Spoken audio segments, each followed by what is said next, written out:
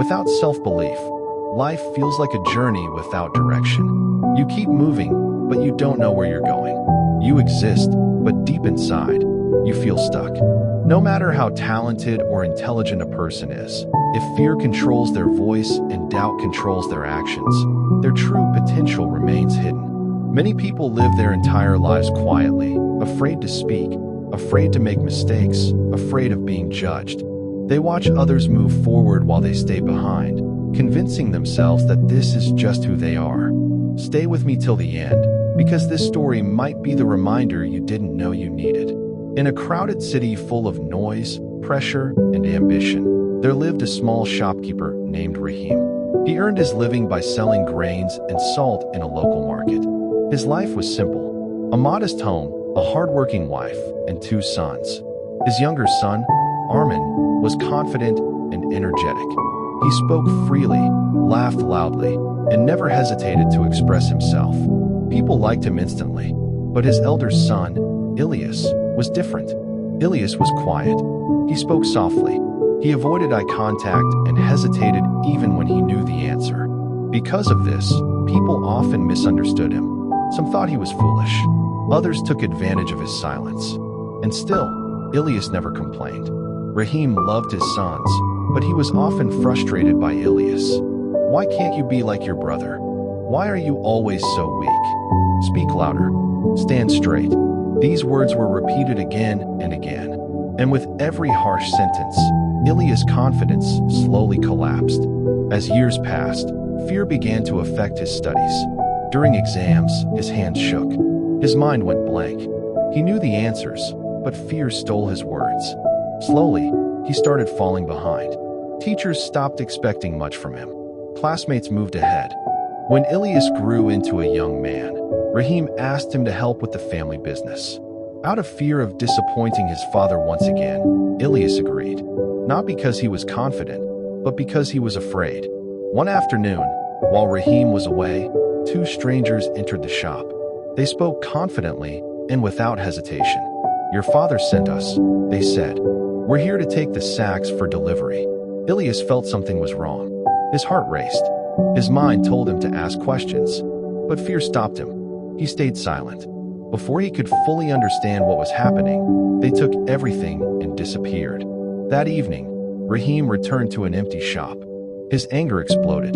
"You useless boy. You destroyed everything I worked for. Get out.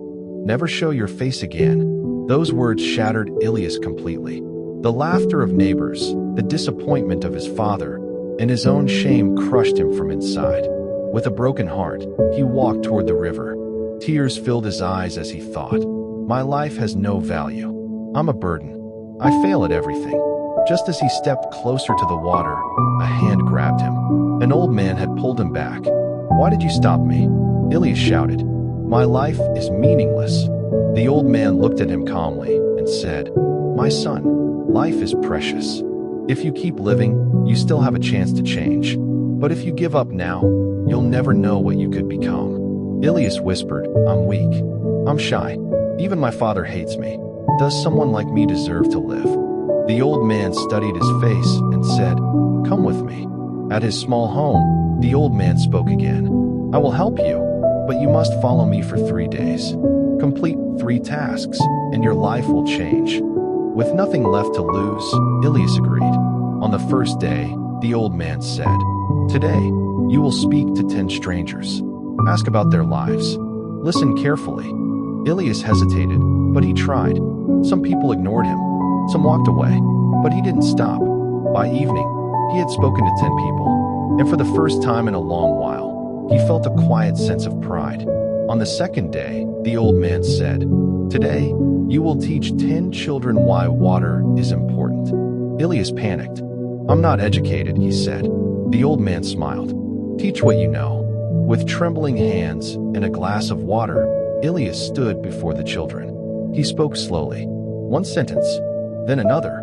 He finished. And in that moment, he realized something important. Fear had lost a little of its power. On the 3rd day, the old man said, "Go back to your father. Apologize." Ilias froze. "I can't," he said. The old man replied, "Then you won't hear my final lesson." Gathering every ounce of courage he had, Ilias returned home. He apologized sincerely. He promised to change. Seeing the honesty in his son's eyes, Rahim gave him another chance. Ilias returned to the old man and asked, "What is the secret to success?" The old man smiled and said, "You already discovered it. Your enemy was never shyness. It was fear. People see you the way you present yourself. Confidence changes how the world treats you. True strength comes from self-belief." Years passed. The once shy boy became a respected businessman, not because he was fearless, but because he no longer allowed fear to control his actions. Self-confidence is not something we are born with. It is something we build, step by step, moment by moment. The boy thought he was born to fail, but when he faced his fear, his life changed. Confidence grows when we step outside our comfort zone. The world sees us the way we choose to present ourselves. Believe in yourself. Take small steps forward. You are stronger than you think. If this story helped you, leave a like and share your thoughts in the comments. I'll be back with another inspiring story. Until then, stay patient, stay grateful, and keep moving forward.